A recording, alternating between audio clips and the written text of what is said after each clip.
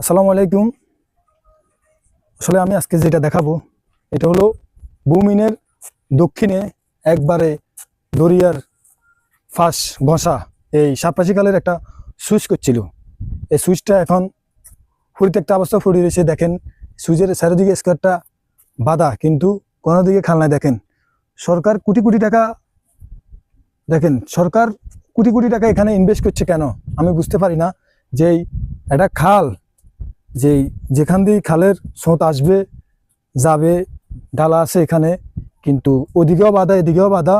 ওই যে খালটা ওইখান দিয়ে ঘুরে গেছে, এই যে দেখেন কোটি কোটি টাকা সরকার খরচ করছে, অথচ এটা কোনো সরকারের আজকে 2-3 বছর এটা কোনো 10 টাকার এলাকাবাসীর কোনো উন্নয়নে আসে নাই। এই কোটি টাকা খরচ করার কোন যুক্তি? এসব সুইচ করি, এসব গেট করি, এত কিছু করি, যদি জিনিসটা পরিত্যক্ত অবস্থায় পড়ে থাকে সেই জিনিসের মূল্য আর কি?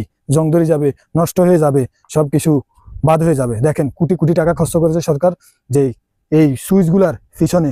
দেখেন এই আজকে আপনাদেরকে আমি দেখাচ্ছি, ওই যে ওই খালটা ওইখান দিয়ে ঘুরে দিছে, কিন্তু কিসের জন্য জানি না। লক্ষ কোটি টাকা খরচ করি এরকম সুইচ যদি পরিত্যক্ত অবস্থা পড়ে থাকে, তাহলে এই সুইচ করার মূল্য কি? সরকার কোটি টাকা খরচ করার দরকার কি ছিল? এটাই আপনাদের কাছে প্রশ্ন আমার।